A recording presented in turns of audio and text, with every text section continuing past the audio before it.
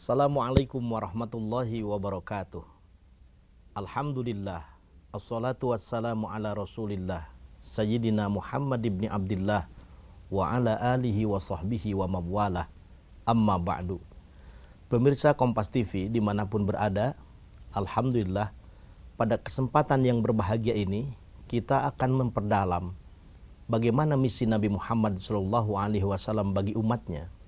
Kita semua tahu bahwa Islam adalah agama misi, agama dakwah. Sebagai mission religion, kita punya Nabi sebagai da'inya, Nabi Muhammad SAW. Dalam kondisi seperti apa Nabi Muhammad diutus oleh Allah Subhanahu wa Ta'ala? Pertanyaan ini dijawab oleh ayat surah Al-Jumu'ah ayat kedua. Huwaladzi ba'asa fil ummiyina rasula. Pada kaum yang ummi, Allah mengutus seorang rasul. Rasul yang dimaksud adalah Nabiullah Muhammad SAW. Nabi terakhir, tidak ada lagi nabi dan rasul setelah beliau. Kaum yang ummi, dalam bahasa lainnya adalah kaum dulumat, atau kita lebih mengenal kaum yang disebut dengan kaum jahiliyah. Mengapa Arab pada saat itu menjadi jahiliyah? Karena meninggalkan dan menanggalkan ajaran Nabi terdahulu, yaitu Nabi yang mengajarkan tauhidullah, Nabi yang mengajarkan konsep muamalah dengan sangat baik. Tetapi ada penyimpangan-penyimpangan kemudian jauh dari nilai-nilai yang sudah dibangun oleh para Nabi pendahulu sebelum Rasulullah Muhammad SAW tadi. Secara fisik, alam di sana sangat panas. Karena sangat panas, dengan udara yang sangat panas, lahan yang sangat tandus, mereka punya tradisi nomaden, berpindah dari satu tempat ke tempat yang lain. Di situ ada mata air, di situ ada tanah yang subur, di situ ada kehidupan. Mereka bisa bercocok tanam. Tetapi sekalipun menjelang panen hasil tanaman, tidak mungkin akan menikmati tanaman tadi. Kenapa? Karena ada kabilah lain yang akan mencoba merebut tanaman. Maka terjadilah peperangan, pertumpahan darah. Kalau kalah, maka mereka harus meninggalkan tempat yang sudah mereka tempati. Mereka tanami pepohonan yang produktif. Lalu mereka harus pergi meninggalkan tempat itu. Kehidupannya senantiasa dihadapkan dengan tantangan fisik, berperang, beradu pedang, dan mempertaruhkan segala-galanya. Sampai-sampai ketika kalah berperang, bukan hanya hartanya yang dirampas, tetapi kaum-kaum perempuan pun akan diberikan kepada kabilah yang memenangkan perang tadi. Karena itu derajat perempuan akan dirasakan aib ketika memiliki anak perempuan. Maka anak-anak perempuan pada masa jahiliyah dikubur hidup-hidup. Na'udzubillah summa na'udzubillah. Kondisi ini merefleksi kehidupan yang sangat jahiliyah, sangat ummiyi. Maka untuk menyelamatkannya, Allah Subhanahu wa Ta'ala mengutus Nabiullah Muhammad SAW. Beliau diutus oleh Allah di kalangan masyarakat jahiliyah yang secara sosial sering saling menumpahkan darah, yang secara spiritual mereka meninggalkan dan mengangalkan prinsip-prinsip tauhidullah, dan secara moral kehidupan di sana sudah laksana binatang, bahkan jauh sesat dibandingkan binatang. Nabi Muhammad belum bisa merubah apapun dalam kondisi yang sangat buruk tadi. Maka dalam kondisi belum bisa merubah orang lain, beliau menyelamatkan dirinya, berangkat ke salah satu gua di Mekah yang disebut dengan Gor Hiro atau Gua Hiro. Berkontemplasi, bertahanus beliau. Turun dari Gua Hiro sampai ke rumah tidak diceritakan apa yang terjadi. Sebetulnya Nabi telah menerima wahyu dari Allah Subhanahu wa Ta'ala, tetapi tubuh beliau berasa begitu dingin dan menggigil. Maka yang terucap dari bibir mulia hanyalah Jamiluni, Jamiluni, selimuti aku, selimuti aku. Dengan penuh cinta dan kasih sayang serta hormat yang sangat tinggi dari Sayyidatina Khadijah, maka dihangatkan tubuh Nabi, ditenangkan jiwanya, berselimut dengan nyaman. Sudah lama berselimut, baru Allah menegurnya. Ya ayuhal mudassir, kum fa'andir. Wahai orang yang berselimut, bangun dan berilah peringatan. Maka baginda Nabi sebagai mundir yang melakukan indar. Dari mana mulainya? Wa angdir ashiratakal aqrabin. Berilah peringatan orang-orang yang dekat dengan kamu. Maka mula-mula Nabi menceritakan peristiwa menerima wahyu Allah di Gua Hiro kepada istri tercinta, kepada koleha terdekat, teman-teman bisnis atau dagangnya, membawa 4 misi utama dalam Al-Quran ini. Yang pertama, misinya adalah misi tilawah, yatslu alaihim ayatih. Beliau membacakan ayat-ayat Allah. Bukan hanya ayat-ayat yang tertulis, yang 30 juz, 114 surat, yang diawali dengan surah Al-Fatihah.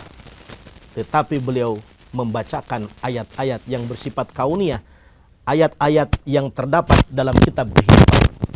Begitu pula ketika Nabi menerima wahyu Allah Subhanahu wa ta'ala. Iqra, bacalah. Apa yang dibaca? Yang dibaca domirnya mustatir. Objek bacanya bersifat umum. Yang dibaca adalah ayat-ayat Allah yang terdapat dalam kitab Al-Quran dan ayat-ayat Allah yang terdapat dalam kitab kehidupan.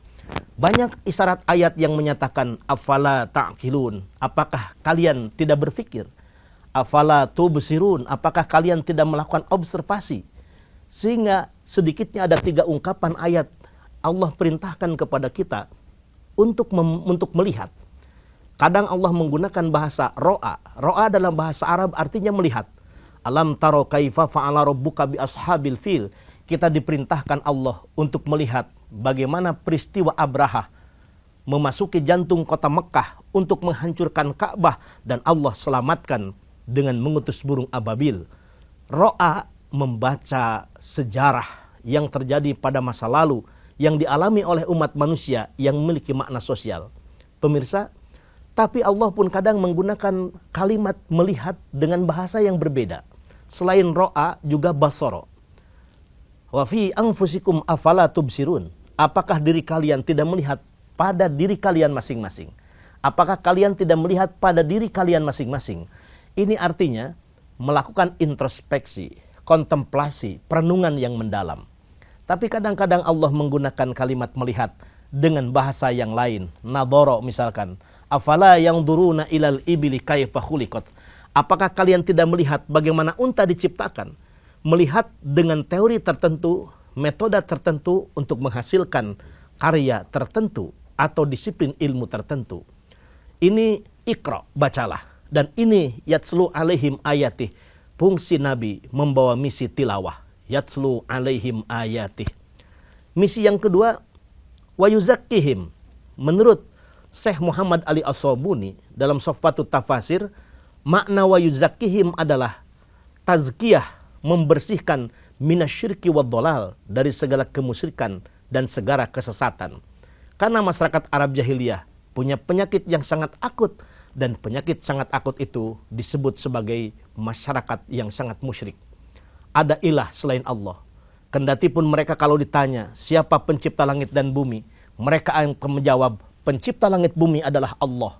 Siapa pencipta diri kalian? La yaqulunallah, pencipta dirinya masing-masing juga Allah. Satu sisi sudah mengenal pencipta bumi, langit, dan seluruh isinya termasuk dirinya diciptakan Allah. Tetapi yang dituhankan bukan Allah. Mereka tauhid rububiyah tetapi rusak secara uluhiyah. Maka Nabi menyempurnakan tauhid rububiyah dan uluhiyah ini. Agar yakin dan percaya tiada Tuhan pencipta, pemelihara, dan perusak alam ini kecuali Allah. Dan beribadah hanya kepada Allah. Wala tad'u min dunillah, tidak boleh mengabdikan diri kepada selain Allah. Iyyaka na'budu wa iyyaka nasta'in, hanya kepada Allah kita beribadah, hanya kepada Allah kita bermohon. Dan itu yang ditegaskan kepada kita sebagai umat Rasulullah Muhammad SAW. Kendati pun kita pergi menunaikan ibadah haji sampai di kota Mekah, masuk ke Masjidil Haram, berhadapan dengan Ka'bah, tetapi Quran mengingatkan falyabudu rabb hadzal bait, yang disembah rabb hadzal bait, Tuhan Baitullah. Artinya Baitullahnya bukan Tuhan. Yang Tuhan itu adalah Allah. Kita berdoa di Ka'bah, bukan ke Ka'bah. Kita beribadah di Ka'bah, bukan ke Ka'bah. Karena ke-nya hanya kepada Allah Subhanahu wa ta'ala. Ini misi yang kedua. Misi yang ketiga, wa yuzakkihim, tazkiyah. Dan nanti kita akan bicarakan misi-misi selanjutnya.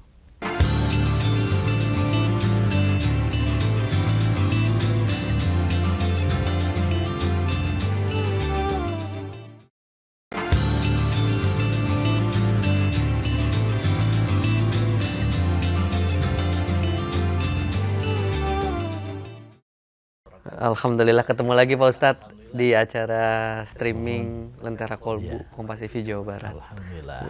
Pak Ustadz, tadi alhamdulillah sudah ada sudah ada dua penjelasan dari Pak Ustadz. Yang ingin saya pertanyakan gini Pak Ustadz, di kehidupan lingkungan pekerjaan Pak Ustadz, kira-kira yang harus kita teladani sifat dari Rasulullah SAW, kira-kira apa Pak Ustadz di lingkungan pekerjaan Pak Ustadz? Kira-kira.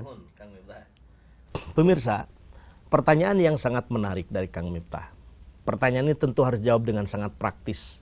Sifat Nabi apa yang harus diteladani dalam kehidupan sehari-hari? Yang paling pas nampaknya Al-Quran surah Ali Imran ayat 159. Ketika Allah Subhanahu wa taala berfirman, salah satu sifat Nabi dijelaskan oleh satu ayat yang sangat ideal ini. Fabima rahmatim minallahi lintalahum. Nabi itu bersikap lemah lembut. Lemah itu bukan menunjukkan sesuatu yang tidak berdaya, tetapi justru menunjukkan sifat yang mampu memberdayakan orang lain. Lintalahum. Ini beliau tidak pernah memiliki dendam kepada siapapun. Fabima rahmatim minallahi lintalahum. Walau kunta faddan ghalidul qalbi lang faddu min haulik. Andai saja Nabi berlaku bengis, bersifat kasar, lang faddu min haulik, tentu umat pengikutnya akan menjauh dari beliau. Ketika umat Nabi, para sahabat dan orang-orang di sekitar Nabi berbuat salah, fa'fu anhum, beliau mudah memaafkan. Balungbang Timur, Caang Bulan tanggal 14, Jalan Gede Sesapuan. Tidak pendendam. Tetapi yang istimewa adalah wastagfir lahum, memohonkan ampun kepada Allah dari orang yang telah membuat hati beliau kecewa. Selain memaafkan, memohonkan ampun kepada Allah. Wasyawirhum fil am, sehari-harinya beliau senang bermusyawarah dengan para sahabat. Kendati pun beliau secara pribadi beliau memiliki kekuatan untuk menyelesaikan semua masalah, tetapi beliau tidak meninggalkan musyawarah dengan para sahabat. Wasyawirhum fil am, fa idza azamta fatawakkal 'ala Allah. Dan kekuatan lain yang bisa kita teladani dalam kehidupan sehari-hari adalah bertawakal kepada Allah. Pemirsa, misi berikutnya dari Rasulullah Muhammad SAW itu, selain misi tilawah, tazkiyah, kemudian taklim, beliau sebagai guru yang mengajari kita umatnya. Dan yang keempat adalah al-hikmah. Al-hikmah itu percontohan. Salah satu yang bisa kita contoh sifat Nabi dalam kehidupan sehari-hari sesuai dengan pertanyaan Kang Miftah tadi adalah Al-Quran surah Ali Imran ayat 159. Masya Allah, Pak Ustadz. Tadi sepertinya baru 2 ya Pak Ustadz ya. Baru disampaikan misinya. Mungkin Pak Ustadz boleh dijelasin lagi Pak misi yang takziah Pak. Tazkiyah. Iya tazkiyah Pak. Yang belum itu tadi tazkiyah dan satu lagi misi hikmah. Betul, ya. Boleh Pak Ustadz disampaikan untuk pemirsa Pak Ustadz. Terima kasih pemirsa. Misi Nabi yang 4 itu, yang 2 tadi misi tilawah, yang kedua misi tazkiyah, yang ketiga misi taklim. Beliau sebagai mu'alim, pengajar. Berbagai hal kita diajarin oleh Nabi. Sesuatu yang merupakan nilai ibadah, misalkan tentang sholat. Ketika ada perintah Allah dalam Al-Quran, aqimis sholah. Baginda Nabi bukan hanya memerintahkan, menyuruh para sahabat dan kita semua umatnya untuk sholat. Beliau menjadi pengamal awal apa yang disampaikannya. Solu kama ra'aitumuni usolli, kata Nabi. Sholatlah sebagaimana aku sholat. Sehingga Nabi dalam pola dakwah yang uswah, wa qudwah, memberikan percontohan. Bukan hanya lisan, tetapi perbuatan. Maka kita mengenal 2 kategorisasi dakwah. Dakwah bil lisan dan dakwah bil hal. Dakwah dengan lisan dan dakwah dengan perbuatan. Yang keempat, maka misi Nabi itu adalah al-hikmah. Al-hikmah itu maknanya adalah sunnah. Beliau menjadi empirisasi ajaran yang disampaikan. Sehingga ini contoh buat para da'i khususnya. Buat kita umat Rasulullah sebagai penyambung misi dakwah Rasulullah SAW. Ada 3 model da'i. Da'i yang pertama, kalau model terminal itu, ada yang teriaknya kenceng. Misalkan mengajak penumpang untuk ke suatu daerah, tapi dia hanya teriak dan tidak berangkat ke daerah itu. Ini namanya calo. Jadi ada da'i yang teriak mengajak kebaikan tetapi dia tidak melakukan kebaikan, alhamdulillah. Yang kedua, teriaknya agak kenceng tetapi tidak terlalu ngotot. ngajak penumpang masuk ke bis, kemudian dia pun ikut dengan bis itu menuju daerah sebagaimana dia ajak kepada calon penumpangnya. Ini namanya kondektur. Dia mengajak berbuat baik, dia pun melaksanakan kebaikan itu meskipun dalam batas-batas yang sangat minimal. Ini masih alhamdulillah. Tetapi yang hebat sopir, jarang teriak ngajak seperti dua kategori tadi, tetapi memberikan percontohan di depan. Dalam ilmu dakwah ini disebut dengan dakwah bil hal, dakwah melalui percontohan. Karena itu Al-Quran surah Al-Ahzab menegaskan, laqad kana lakum fi Rasulillah uswatun hasanah. Sungguh telah ada pada diri Rasulullah itu adalah teladan yang terbaik buat umatnya, buat kita semua.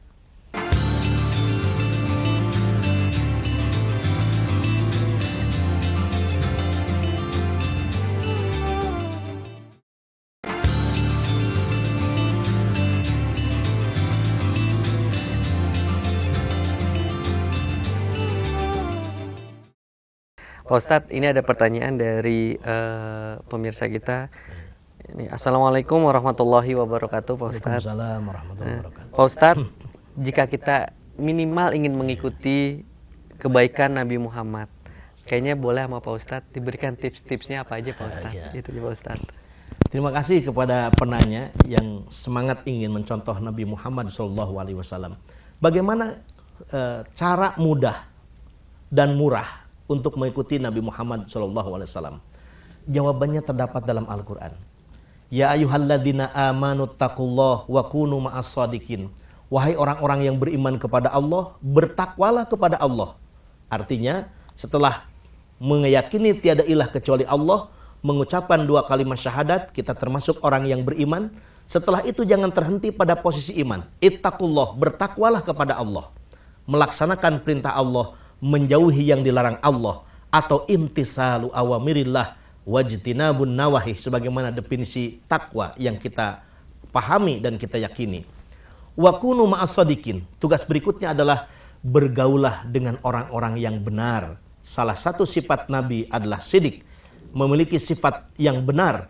Maka untuk mengikuti beliau adalah ikuti orang-orang yang benar, ahli majlis taklim, bukan ahli majlis taklajim.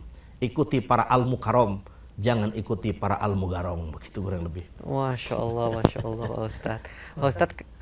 Pak Ustadz, kalau misalnya tadi kan taklim ya Pak Ustadz. Ya, ada beberapa mungkin yang tadi Pak Ustadz bilang, ada yang jadi kondektur, ada yang mungkin jadi calo gitu Pak Ustadz. Nah, bagaimana Pak Ustadz bagi diri kita sendiri agar terbebas dari salah satu yang kita ikutin, atau kita mengikuti seorang kondektur, tapi kita mengikuti sebagai seorang supir, Pak.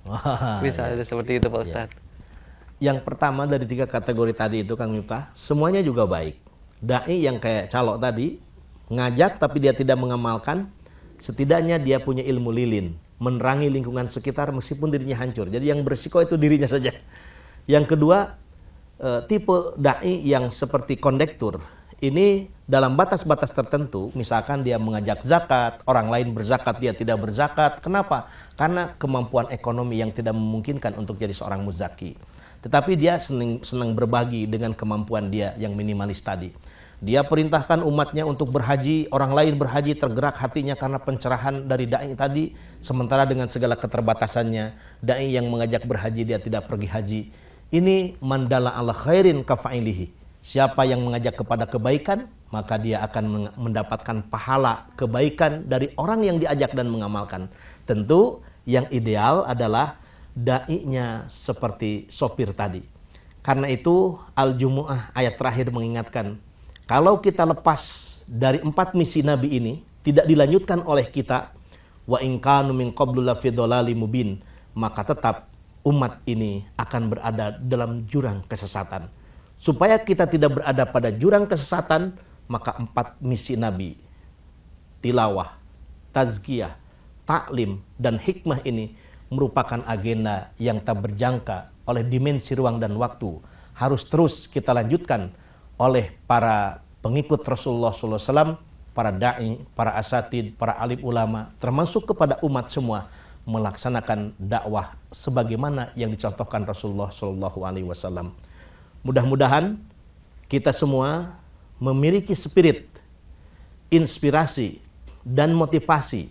Jika Nabi sebagai pengamal Al-Quranul Karim, minimal melalui kajian ini kita berniat menjadi pengamal surah Al-Jumu'ah ayat kedua ini.